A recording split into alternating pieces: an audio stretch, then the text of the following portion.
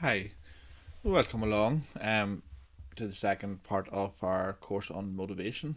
In this little session, we'll be looking at just a brief introduction to motivation and what we're going to be covering here.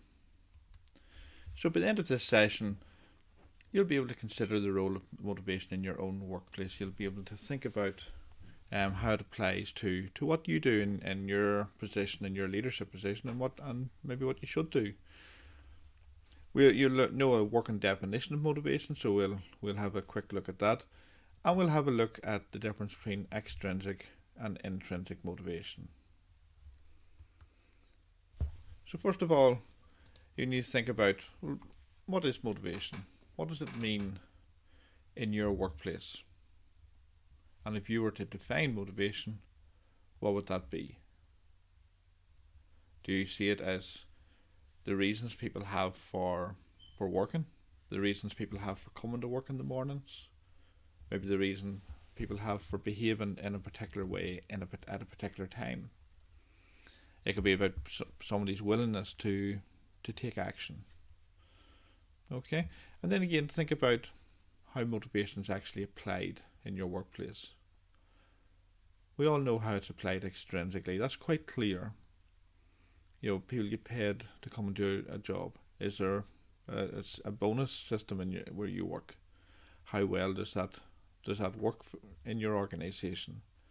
It was interesting that on a leadership qualification I was delivering last night, one of the participants talked about bonuses in his workplace, and he didn't see it as beneficial at all. He thought the bonus system was a waste of time in terms of motivation because people basically knew they were getting their money. I didn't dig in depth, but he had his issues around extrinsic motivation and how it was applied in his workplace. Does that apply to you? Does that apply to your workplace? And then the bigger question, how is motivation applied intrinsically? So what do you do to get people to show their commitment to their job, or how do you encourage them to master skills, develop themselves, and see the reward in performing to a high level?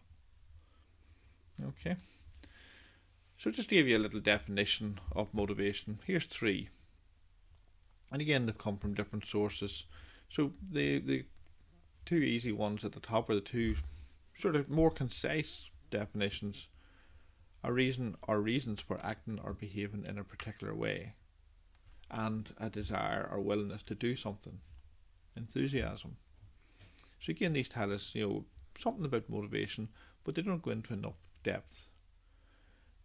Below we've got a definition from the businessdictionary.com, and that's talking more about the internal and external factors. So it's starting to give us a little bit more on intrinsic and extrinsic motivation. So it's saying here, internal and external factors that stimulate desire and energy in people to be continually interested and committed to a job, role, or subject, or to make an effort to attain a goal. So again, it's those factors that encourage people to not only turn up at work today, but to come into work this morning and decide and choose to give their discretionary effort, to work hard today, to meet their targets or exceed their targets. So again, that's a choice that people are continually making. And more so in that internal intrinsic motivation is how we are encouraging them to make that decision.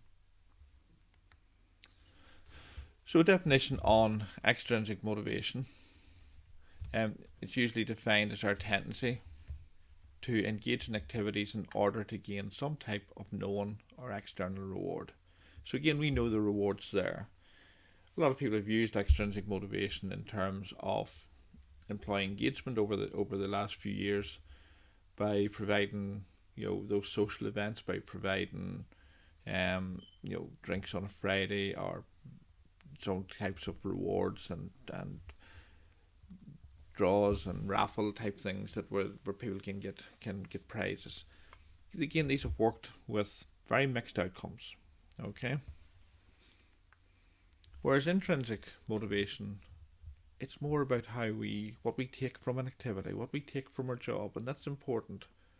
And we find in our work with organisations that is more crucial in engaging employees and getting employees to choose to give their discretionary effort.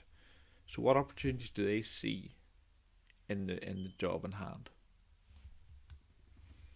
So thank you very much for listening in. Again, we are going to continue this course with more modules on the content theories and the process theories, and then we'll look at some of those factors, and we'll look more in depth in at intrinsic motivation as we look at the factors that influence how people perform at work. Okay, so thank you very much, and again, if you have any questions, please pop into our Facebook group, and we'd love to see you there. We'd love to have a chat with you there, and that's the place to network with your colleagues and peers from other organisations, as well as ask us questions. Thank you very much.